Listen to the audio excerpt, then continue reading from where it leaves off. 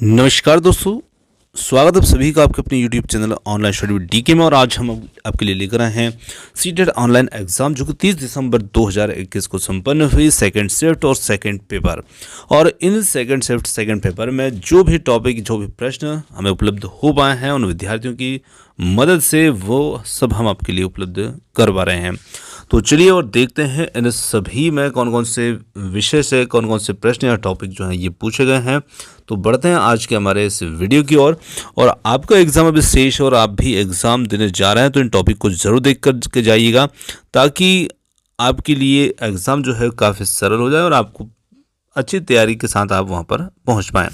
और साथ ही साथ आप भी प्रश्नों का इन व्हाट्सएप नंबर पर भेज करके अन्य विद्यार्थियों के लिए अपना सहयोग प्रदान हमें कर सकते हैं। तो यहाँ पर ये नंबर है और नंबर पर आप एग्ज़ाम देने के बाद हमें व्हाट्सएप कर सकते हैं। आगे बढ़ते हैं और देखते हैं बाल विकास, गणित विज्ञान, सामाजिक विज्ञान, हिंदी, संस्कृत आदि से संबंधित जो भी प्रश्न या टॉपिक हैं उनसे संबंधित। तो बात करें बाल विकास की, तो देखिए बाल विकास के अंदर लगातार ही जो प्रश्न है वो पूछे जा रहे हैं वाइगोत्स्की के सिद्धांत से। यानी कि ऐसा कोई भी पेपर शायद ना रहा होगा जिसमें वाइगोत्स्की से संबंधित जो भी सिद्धांत है उसके सिद्धांत से एक दो प्रश्न ना आए हों। हर शिफ्ट में ही देखने को इसमें बिल्कुल आ रहे हैं। इसके साथ में बात करें तो जीन पियाजे की जो संज्ञानात्मक विकास की जो अवस्थाएं हैं, 4 अवस्थाएं, उनसे संबंधित भी प्रश्न जो है वो पूछे गए हैं। अब देखिए जीन पियाजे ने जो संज्ञानात्मक विकास की 4 अवस्थाएं दी थी जिसमें कि आती है संवैदिक पेशी अवस्था जो कि जन्म से 2 वर्ष तक की होती है। इसके साथ में पूर्व संक्रियात्मक अवस्था 2 से 7 वर्ष की होती है। फिर मूर्त संक्रियात्मक अवस्था होती है 7 से 12 वर्ष की और एक अमूर्त संक्रियात्मक अवस्था 12 से 15 वर्ष की। तो इन 4 अवस्थाओं को आप अच्छे से कंप्लीट करके जाइएगा और कौन सी अवस्था जो होती है किस चीज़ से जुड़ी हुई है ये सब ध्यान रख करके अच्छे सिद्धांत को समझ करके जाइएगा। कहीं ना कहीं इनसे संबंधित प्रश्न जो है देखने को आपको मिलता ही मिलता है। मतलब आप कुल मिलाकर के जीन पियाजे का जो सिद्धांत है संज्ञानात्मक विकास का उसे बहुत अच्छे से कंप्लीट करके जाइएगा क्योंकि हर दिन इससे संबंधित प्रश्न जो है देखने को मिल रहा है। आगे बात करें तो कोलबर्ग के नैतिक विकास का सिद्धांत के कुछ लेवल से प्रश्न पूछे गए थे। तो यहाँ पर जो कोलबर्ग के नैतिक विकास का जो सिद्धांत है, अब यदि हम बात करें तो नैतिक विकास की जो अवस्थाएं दी थी यहाँ पर इन्होंने अपना जो कोलबर्ग ने, तो इन्होंने कुल 6 चरणों का वर्णन उसमें किया था। लेकिन उन्होंने उन 6 चरणों को 2-2 चरणों या उप अवस्थाओं को एक साथ रख करके फिर उन्होंने उनके 3 स्तर बना दिए थे जिसे हम पूर्व परंपरागत स्तर, परंपरागत स्तर और पश्चिम परंपरागत स्तर के नाम से भी जानते हैं, है ना। तो इससे संबंधित भी प्रश्न जो है वो आज के शिफ्ट में देखने को मिला है। समावेशी शिक्षा जो है, समावेशी शिक्षा हर दिन ही इससे संबंधित प्रश्न पूछे जा रहे हैं। और समावेशी शिक्षा में आप एक बात को बस ध्यान रखिए कि सभी बच्चों की साथ साथ शिक्षा, यानी कि कोई बच्चा विकलांग है, विशेष है या किसी प्रकार का है तो किसी को अलग सेपरेट शिक्षा ना मिले ऐसा विकल्प आप चुन लीजिए। यानी कि जिस विकल्प में सभी को साथ साथ शिक्षा मिल रही हो, सब बच्चों को एक साथ रखा जा रहा हो, तो वही आपका उत्तर बनता है और इससे संबंधित हमेशा प्रश्न आ रहा है। समाजीकरण की बात करें तो समाजीकरण से संबंधित जो भी हमारी एजेंसीज होती है जैसे कि प्राथमिक एजेंसी, द्वितीयक एजेंसी, तो इन सबको आप अच्छे से ध्यान रख करके जाइएगा। और जैसे परिवार है तो परिवार प्राथमिक सामाजिक एजेंसी के अंतर्गत आता है। स्कूल है ना, और इसके साथ में स्कूल को हम माध्यमिक या द्वितीयक एजेंसी भी कह सकते हैं। तो इस प्रकार से इन सभी को आप कंप्लीट करके जाइएगा समाजीकरण से संबंधित जो भी है। और बात करें न्यू एजुकेशन पॉलिसी की 2020 की, तो इससे संबंधित भी प्रश्न जो है वो हर दिन ही देखने को मिल रहा है। हार्वर्ड गार्डनर का जो बहुउद्देश्य सिद्धांत है इससे संबंधित भी प्रश्न आज के शिफ्ट में देखने को मिला है। यानी कि ये तीनों जो हैं, ये तो 3-4 जो हैं ये तो निश्चित रूप से देखने को आ ही रहे हैं।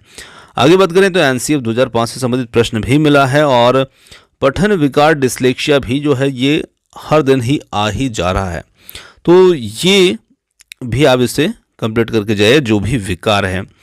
आगे बात करें तो गणित और विज्ञान से संबंधित जो भी प्रश्न हैं उपलब्ध हो पाए हैं वो यहाँ पर आपको बता रहे हैं। जैसे कोशिका के कोशिकांगों से संबंधित प्रश्न आया था, कल भी आया था कि जैसे पावर हाउस किसे कहते हैं, तो इसी प्रकार से कोशिका पर आधारित प्रश्न भी कंटिन्यू आ रहे हैं और उनके कोशिकांगों से संबंधित इनकी कार्यप्रणाली, इनकी संरचनात्मक अंग सभी को आप अच्छे से कंप्लीट करके जाइए।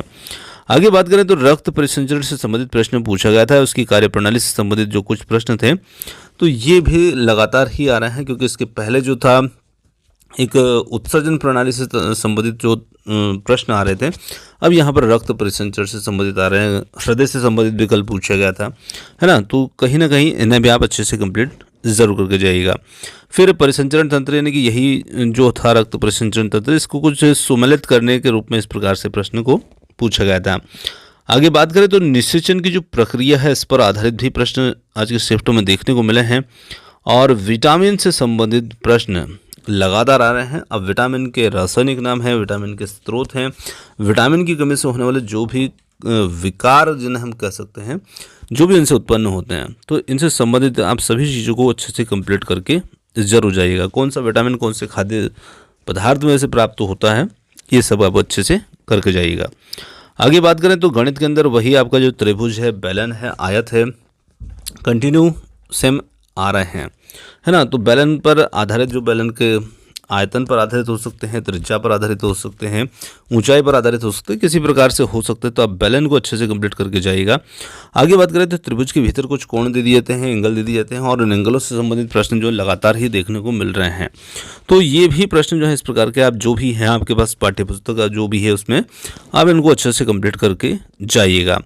आगे बात करें तो माध्य, माध्यिका, बहुलक, ये टॉपिक आप बहुत अच्छे से कंप्लीट करके जाए। हर दिन रेगुलर बिना देर किए ही आता है। और बात करें आयत से संबंधित, तो आयत से संबंधित भी कुछ प्रश्न जो है वो पूछे गए हैं। और सरलीकरण जो है इससे संबंधित प्रश्न भी दे दिया जाता है, आपको बोर्डमॉस के नियम के हिसाब से इसको सरल करना होता है। तो आगे हम बात करें तो हिंदी के अंदर बहुत सरल सा एक गद्यांश से पूछा गया था, जो कि नीम के पेड़ से संबंधित था। और हिंदी के अंदर जो गद्यांश से पद्यांश होता है, उसी से संबंधित कुछ शब्दों के आपके समानार्थी शब्द, कुछ शब्दों के विलोम शब्द हैं, और कुछ शब्दों में जैसे प्रत्यय पूछ लेते हैं, किसी में अलंकार पूछ लेते हैं। तो इस प्रकार से आपको ध्यान रखना है। अलंकार इसमें नहीं होगा, ये पद्यांश के अंतर्गत अलंकार होता है ना, और इसके अंदर प्रत्यय, उपसर्ग आदि पूछ लिए जाते हैं। इसी प्रकार से हिंदी पेडागोजी के अंदर हिंदी शिक्षण विधि से संबंधित भी कुछ प्रश्न देखने को मिले हैं। आगे हिंदी का पद्यांश होता है 5 नंबर का, तो वो भी देखने को मिलता है ना, और उसी के अंदर अलंकार है या कुछ संधि वगैरह रख दी जाती है। आगे बात करें हम एसएसटी की, सामाजिक विज्ञान की, तो एसएसटी सामाजिक विज्ञान के अंतर्गत जो प्रश्न देखने को मिले हैं वो बौद्ध धर्म से संबंधित कुछ प्रश्न देखने को मिले हैं, जहां पर इनसे संबंधित प्रश्न पूछे गए थे। फिर एक तवारीख को लेकर के प्रश्न भी पूछा गया था, तवारीख से संबंधित प्रश्न भी देखने को मिला। गोंड जनजाति से संबंधित प्रश्न देखने को मिला है। इसी के साथ में अकबर से संबंधित प्रश्न जो है ये भी देखने को मिला है। तो ये कुछ प्रश्न थे ऐसे।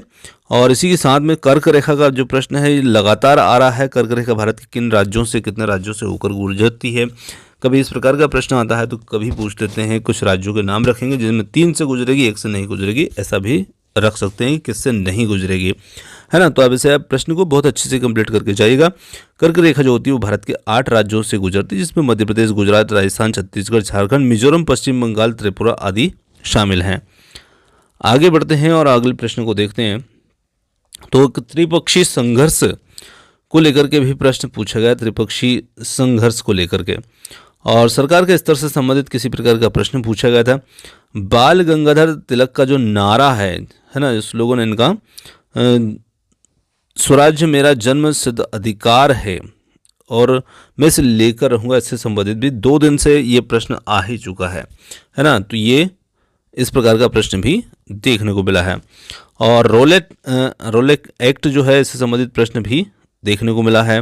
साथ ही साथ बात करें तो अक्षांतर देशांतर रेखाएं से संबंधित प्रश्न भी मिले हैं, और सुलह कुल से संबंधित भी प्रश्न देखने को मिले हैं।